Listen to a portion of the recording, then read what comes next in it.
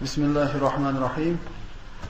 Sahobalar darslaridan davom etar ekanmiz. Siz bilan biz bugun Umayr ibn Vahb roziyallohu anhu xususida gaplashgan bo'lamiz inshaalloh. Bismillahirrohmanirrohim. Tahqiq Umayr ibn Vahb men uchun ba'zi o'g'il farzandlarimdan ko'ra menga yaqinroq bo'ldi deb Umar ibn Hattob roziyallohu anhu bu kishi haqida shunday bir chiroyli so'zlar aytadi. Quraysh mushriklari musulmonlar bilan bo'lgan birinchi jihodda Badrda mag'lub bo'lib Makka ga qaytishdi. O'zlarini sayyidlaridan deyarli hammasi qatl qilindi. Ular obob chuqurga tashlandi. Musulmonlar Alloh taolo tomonidan katta bir nasrga, katta bir yordamga, g'alabaga ega bo'ldi. Mushriklar Makka ga qaytar ekan, har bittasining ichida bir oilasidan bir kishi yo'qotgan, kim akasini, kim otasini, kim farzandini. Makka mana shunday bir azada turgan paytda Umar ibn Vahb Ka'bani oldiga tavof qilgani keladi. Butlarda ulug'lashlikka, ularni tabarruk qilib ularga sig'inishlikka keladi-da va Ka'bani oldida Safvon ibn Umayyani o'tirganligini ko'radi. Xayrli tong deydi, bir-biriga salomlashgan bo'ladi-da, o'tir, ozgina gaplashamiz deydi. Umar ibn Vahbga Safvon ibn Umayya. Zero ozgina suhbat qilsak, bir-birimizni dardimizni so'rab, bir-birimizdan hol-ahvol so'rasak, qalbimiz ozgina yengil tortadi dedi. Ikkala og'ayni o'tirishdi. Ichidagi dardlarini to'kishdi. Badrda qanchalik aziyat chekkanliklarini, kimlar o'tib, kimlar qolganligini suhbat qilishdi va Safvon aytdiki, qanday bir kishilarimiz bor edi. Ularning barchasini Muhammad va musulmonlar qatl qilishdi.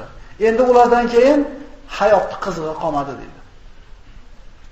Shunda Umayr ibn Vahbni ana shu Badrga o'zi bilan birga yetalab olgan o'g'li Vahb musulmonlarning qo'lida asir bo'lib qolgan bo'ladi. Uni ham alami, uni ham o't ichida bo'ladi. Safvonning bu gapini eshitib aytadiki, agar deydi qarzlarim bo'lmaganida deydi. Agar oilamni men o'lib ketsam, mendan keyin ko'chada qolib sarson bo'lib ketishdan qo'rqmaganimda Madinaga borib Muhammadni o'ldirib kelardim dedi. Chunki men Madinaga boradigan bo'lsam, mendan hech kim gumon qilmaydi. Chunki Makkadan Madinaga borib farzandlarimni, otalarimni yoki akalarimni fidya berib qaytarib olayotgan mushriklar qatorida borib kelaverardim. Mendan hech kim yomoniga gumon qilmasdi dedi. Safvon ibn Umayya bu gapni xuddi poylab turgandek, bu fursatdan foydalandi-da, bo'lmasam dedi, seni qarzlaring meni qarzim dedi. Seni farzandlaring, seni oilang to men tiriyotganman, to ular tiriyotgan, ularning qarmog'i meni bo'ynimga dedi. Borib Muhammadni o'ldirib keladi. Subhanalloh. Nimaga endi payg'ambar Arabdan chiqqan degan savolga avvalambor Alloh taoloning irodasi. Qolasi ulamolar mana shu o'rinda bir necha bir hikmatli so'zlarni keltiradi. Shulardan bittasi arablarning tabiati. Ka'batolarda o'shida bo'lishligi, Qur'onni arab tilida bo'lishligi, Ibrohim alayhisalom Ka'bani Makkaga qurishi va bir qancha sabablar ko'rsatiladi. Ana shu sabablardan bittasi deb hukumonlar aytadi, sirat olimlari, arablar bir so'zli xalq bo'lgan. Arablar bu narsani gapirsa, oxirigacha yetkazadigan o'jar, injiq xalq bo'lgan. Umayr ibn Vahb Muhammadni o'ldiraman degan gap og'zidan chiqdi. Ikkinchi tomon uni quvvatlayapti. Qaraki bir ishni qilishlikka bir odamning o'zini quvvati yetmasa, yonidagi odamlardan yordam so'raydi. Yonidagi odamlar yo'laydi-da, agar musulmon savob ish qilishlikka birodarga yordam bersa, savobda sherik bo'ladi. Mana qorda Qur'on yodlayapti. Qur'on yodlayotgan qorixonaga borib turib, 1 kilo go'sht olib borib bersangiz, bir qop non olib borib bersangiz, shular siz yegan, bergan ulingizni yegan, bergan go'shtingizni yeb Qur'on yodlasa, ana shu Qur'oniga sherik bo'lasiz. Umrini oxirigacha o'qigan Qur'oniga sherik bo'lasiz. Yaxshilikka ham sarflaydi inson pulini, yomonlikka ham. Bu yerda Safvon ibn Umayya o'zining e'tiqodini yo'lda pul sarflayapti. Qarzingizni uzaman, bola chaqani boqaman, Muhammadni o'ldirib ketdi. Ikkalasi ittifoq qilishdi. Aytdik, bir so'zni hal qilib bo'lar, bajaraman dedi. Uyiga bordi, oilasi bilan xayrlashdi, o'rnidan turib ketyapti, Safvonga aytdiki, o'rtamizda bo'lgan gapni hech kimga aytmadi. Uyiga bordi, tuyasini tayyorladi, oziq-ovqatini oldi, qilichiga zaharni surtdi. Tuyani minib Madinaga qarab yo'lga oldi. Madinaga yetib kelganda tuyasini payg'ambar sollallohu alayhi vasallamning masjidning oldida cho'ktirib, O'tirayotgan yer tuyadan tushayotgan paytda Umar ibn Hattob roziyallohu anhu bir qancha sahobalar o'tirganida qarab turib, "Bu it" dedi. Allohning dushmani Umar ibn Vahb keldi dedi. "Xushyor bo'lib turinglar, qarab turinglar, yaxshi niyatda kelganga o'xshamaydi bu" dedi. O'zi yugurgancha Rasululloh sollallohu alayhi vasallam oldiga ketdi. Ya'ni musulmonlarning ishi Umar ibn Hattobning ishi. Bidan tazbor aytar degan beramlik bo'lmayapti. Bo'ladi-yu. Demak, masjidda qanday yaxshi qilmayotgan bo'lsa, ishimiz yo'q. Suv qarasin deymiz. Yoki lampochkasi xira bo'lib qolgan bo'lsa, qarasin, imom qarasin. Birodalar, mana shu masjid Allohning uyi bo'lsa, siz bilan bizni ibodatxonamiz. Har bitta bo'layotgan kamchilik ustoz siz bilan bizniki bo'lishi kerak. Bizni sahobalardan farqimiz, ular har bitta bo'lgan muammoni meniki deb bilgan. Men hal qilishim kerak deb bilgan. Umar ibn Hattob bor bittasini yurtirib qo'ysa bo'lardi payg'ambarimiz oldiga. Irg'ib o'zi turdi. Qarab turinglar dedi, bordi. "Ya Rasululloh, Allohning dushmani Umar ibn Vahb keldi" dedi.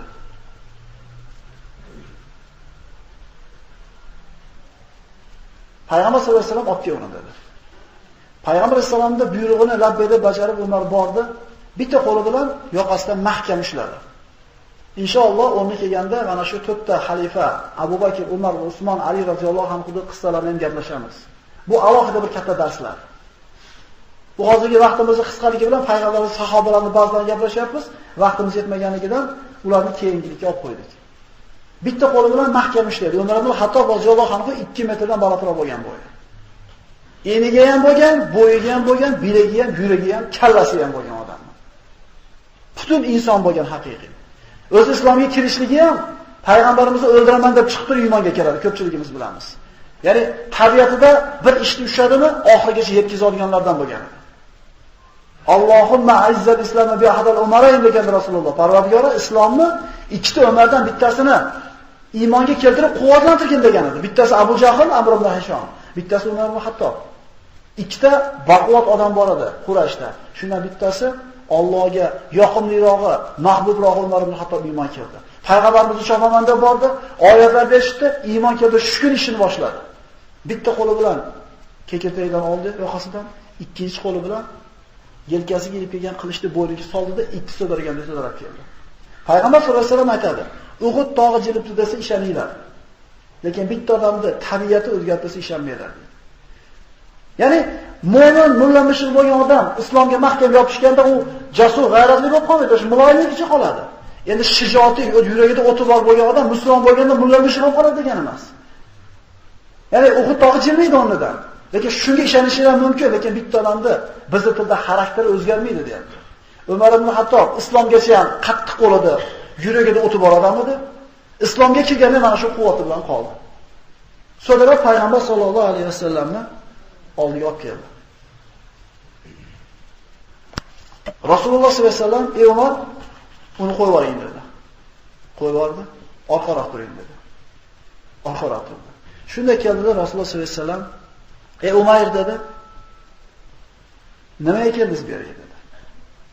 Desa aytdiki, boshqalar qatori sirada qo'llarda asir bo'lgan o'g'limni ajratgani keldim dedi. "Ey Umayr" dedi, "to'g'risini gapiring" dedi. Bo'yningdagi qilish nimaga ilib kelding deganda aytdiki, "Ha, qilishni betib qursin" dedi. "Badrda biz hech qanaqa qilishimiz foyda bergani yo'q" dedi. Rasululloh "To'g'risini ayt, nimaga kelding" dedi. "Boshqa maqsadda kelmadim" deganda Rasululloh sollallohu alayhi vasallam unga tevadan kelgan vahiyda xabarini aytdi. "Axir sen Safvon ibn Umayya bilan Hijri Ismoilda o'tirmadingmi? Badrda o'lgan kishilarning bir qator ismlarini aytib, bir-biringga dardli hasratingni aytmadingmi? Qarzlaringni, bolalaringni shikoyat qilganingda Safvon o'zini qaramog'iga olishlikka va'da bermadimi? Uyingga bormadingmi? Qilichini zaharlamadingmi?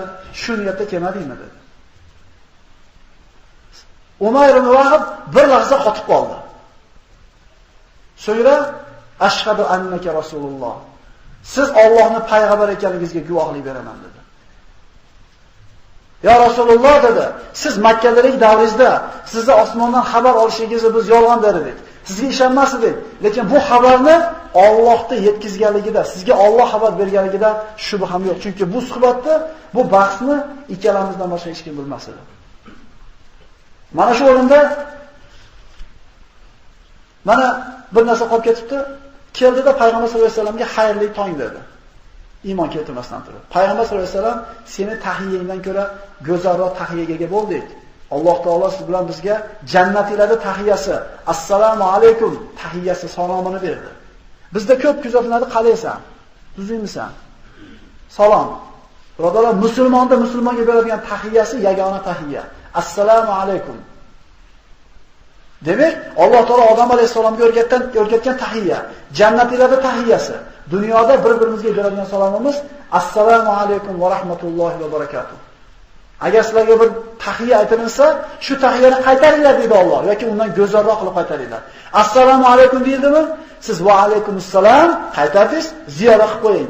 Va rahmatullohi va barakatuh. Sizlarga tinchlik, omonlik bo'lsin va Allohning rahmati va barakoti bo'lsin. Umayr ibn Vahb iymonga keldi. Rasululloh sollallohu alayhi vasallam oldida shahodat kalimasini aytgandan keyin payg'ambar sollallohu alayhi vasallam sahobalarga birodarlarga diniylar ishini o'rgatinglar dedi. Unga Qur'onni, namozni va boshqa diniy shariy hukmlarni o'rgatishdi.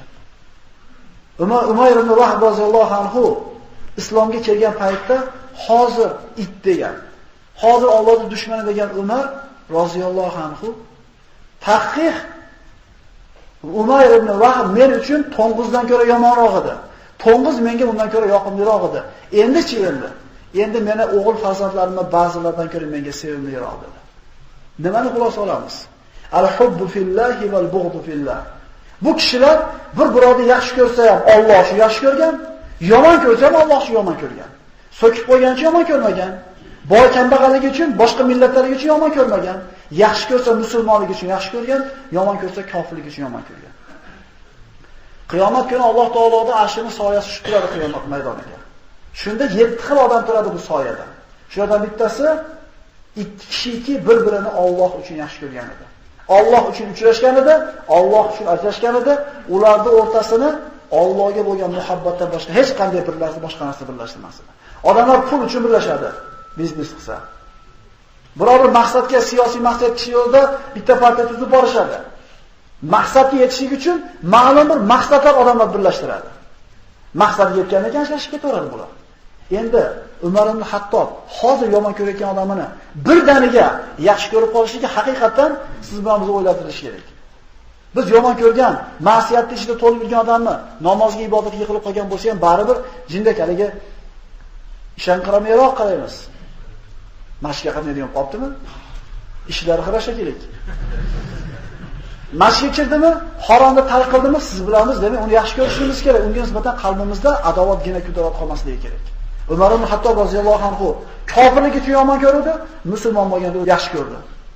Umar roziyallohu anhu o'zini nafsini islom ta'limoti bilan, Qur'on tilovati bilan, shariat ilmlari o'rganishi bilan pokladi. Iymonini mukammal qildi va Makka ga ketar paytda Rasululloh sollallohu alayhi vasallamdan ruxsat so'radi. Ya Rasululloh, Madinada turishligim uzoq bo'ldi. Endi menga Makka ga kirishlikka ruxsat bering. Makka da turgan paytimda musulmonlarga qancha aziyat yetkazgan bo'lsam diniga, Makka ga borib turib mushriklarning diniga shunday aziyat yetkazaman dedi. Madinada qolib iymon keltirib bir vaqt cho'zilib ketganda uni ish bilan, muhimma bilan jo'natgan Safon ibn Umayya kutib turardi. Vaqt o'tdi, undan xabar bo'lmadi. Keyin ketganlar so'rada xabar bo'lmadi. Ichidagi o't yonishni boshladi. Muhammad o'lganiga haqida xabar kelmadi rasululloh sollallohu alayhi vasallam. Oxiri Umayr ibn Vahb islomga kirganligini xabarni eshitdi. Umayr ibn Vahb roziyallohu anhu Makka ga qaytib keldi va ana shu uni ish bilan, muhimma bilan jo'natgan Safon ibn Umayyani oldiga kelib aytdiki: "Ey Safon," dedi. "Sen Makkaning sayyidlaridansan, hurmatli odamlaridansan. Quraysh qabilasining aqlli kishilaridansan. Axir na foyda na ziyon keltira olmaydigan toshlarga qo'y so'yib, ularga qarab namoz o'qishlik aqlga sig'adigan narsami? Men seni yagona haq din, Alloh taoloning islom diniga chaqiraman va guvohlik beraman, Allohdan boshqa iloh yo'q, Allohning Muhammad alayhisalom uning elchisidir guvohlik berdi." Umar roziyallohu anhu Makkada islom diniga da'vat qilishda davomiy bo'ldi. Juda ko'p kishilarni islomiga Umayr ibn Vahb sabab bo'ldi. Alloh u kishidan rozi bo'lsin. Xonakalarimiz ma'ruzalarni boshlashdan burun Allohga ham payg'ambarimizga salovat aytib turib, "Man yahdihillahu fala mudilla lahu va man yudlilhu fala hadiya lah degan iborani aytishadi. Shu iborani tushunishimiz uchun mana shu qissani eshitishimiz kerak edi. Man yahdihillahu fala mudilla lah. Qaysi bir kishini Alloh hidoyat qilsa, hech kim uni adashtira olmaydi. Va man yudlil fala hadiya lah. Alloh kimni adashtirib qo'ysa, hech kim uni to'g'ri yo'lga boshlamaydi. Bu kishi payg'ambarimizni o'ldiraman deb ketuvdi. Umar ibn Hattob qilishini ko'tarib o'ldiraman deb boruvdi. Lekin Alloh subhanahu va taolo bu bandalarni yaxshi ko'rib, hidoyatga boshlashni xohladi, ularni hech kim to'sib qola olmadi. Va aksincha, hadislarda kelgan qissada Banu Isroildagi ikkita aka, ukasi ibodatda, akasi ma'siyatda. 40 yil ma'siyat qildi, akasi 40 yil ibodat qildi, taqvo ukasi. Aka bu yo'lni yurmang, qayting dedi. Alloh hidoyat qilgan kuni aka ukam oldiga boray. Bo'ldi, endi ibodat qilay deb qadam bosib uka tomonga bosdi. Uka 40 yil ibodat qildim. Bir akam bilan borib bir kayf qilay dedi, aka tomonga qarab bosdi. Ikkalasining niyati o'zgardi. Biriniki yaxshi, ikkinchi yomon tomonga. Shu holatda Alloh taolo ikkalasining jonini oldi. Sizlardan bir kishi bir umr jannatiylardan amalini qilib yuradi dedi Rasululloh. U bilan jannat o'rtasida bir ziro qoladi. So'ngra ajal keladi, kitob o'zib ketadi, do'zaxga ketadi. Sizlardan bir kishi bir umr do'zax amalini qilib yuradi. Do'zax bilan uning orasida bir ziro qoladi, lekin umrining oxirgi lahzalarida iymonga hidoyatga yuradi, jannatga kirib ketadi dedi. Demak, siz bilan biz oladigan xulosamiz, Allohdan taqvo qilaylik. Bu namoz o'qib yurishligimiz, bu taqvoda yurishligimiz bizni g'ururlantirib qo'ymasin, chunki ketar soatimizga qaraladi. Innamal a'malu bil xawatim. Amallar xotimasiga qarab o'lchanadi. Bu kishilarda Alloh taolo xotimasini yaxshi qilgandek, siz bilan biz ham xotimamizni yaxshi qilishni Alloh taolodan so'rab qolamiz. Assalomu alaykum va rahmatullohi va barakatuh. Bismillahirrohmanirrohim. Alhamdulillahi robbil alamin va aqibatu lil muttaqin was salatu was salam ala xayri xalqi Muhammadin va ala alihi va ashabihi ajma'in. Amma ba'd. Assalomu alaykum va